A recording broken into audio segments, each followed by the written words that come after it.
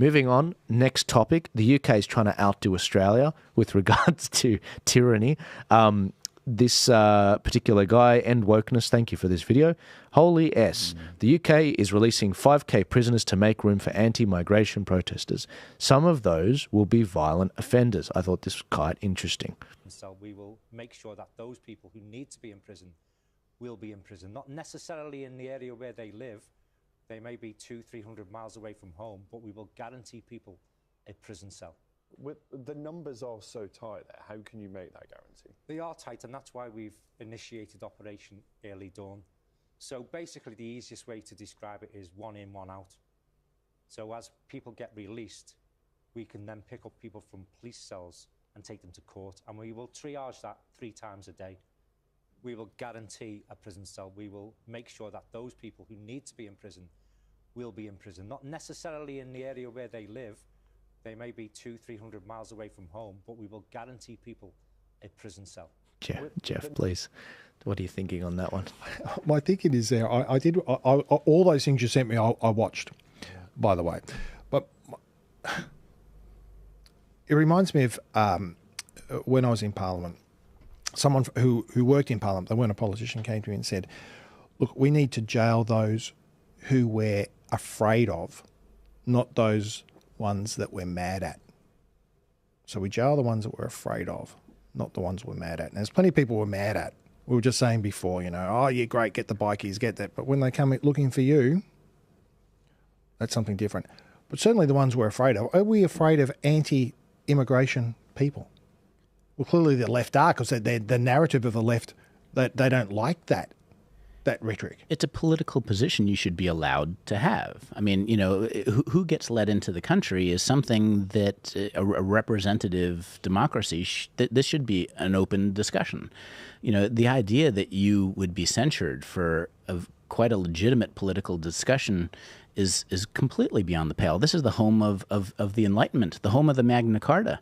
This completely antithetical to the fundamental values of Western civilization. How quickly this has happened, how quickly it's fallen. 1984 becoming an instruction manual as opposed to a warning. I actually am stunned. I mean, I really, wow, I do not live in the world I thought I lived in. Someone commented in the comments, I killed a man, and the big guy says to the smaller guy, and he says, I posted a meme about UK immigration. And that's, it is, you're right. It's the place of the Magna Carta. What the hell went wrong? What the hell went wrong? I really don't know. What's that leftist thinking? I always bring it back down. People have turned away from God, and they've filled that void with other religions. They filled it with climate change. They filled it with more wokeism. They filled it with transgenderism. All these voids that they've left.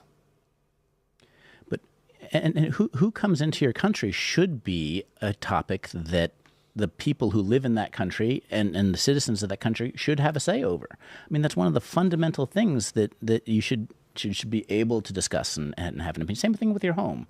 Who comes into your home, that's a discussion to be had. But the idea of, it's completely upside down, and I can't really make sense of it. No.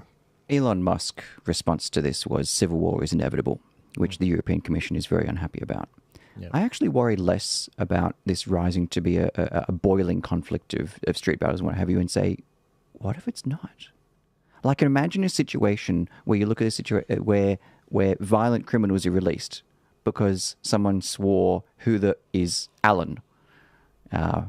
What if in a situation where simply for gesticulating at police, a 78-year-old man was given a 2-year sentence within 48 hours of the offence, but the murderer of the 3 girls and six injured won't see trial until mid-next year? What if all of this actually doesn't have an effect, does not radicalise people at home into this isn't something that we can just kind of hum and ha about? What if people accept and go, this is fine? That is far more worrying, also from a financial perspective, because everyone who's pushing these social left issues are also pushing economic left issues of let's borrow the bank away. this will devalue. This will not just affect you in a kind of cultural way. This will affect you in a financial way, in every single way that you can kind of fathom. This isn't something that can be isolated. As long as you get enough money and isolate yourself to the top of the pile, you'll be okay. Anyone viewing this is not 0.01%. You're not a billionaire, and $1 million won't be enough to put a wall high enough to keep a South African future out. Yeah. To make matters worse, they're expanding the definition of terrorism. Extreme misogyny is going to be included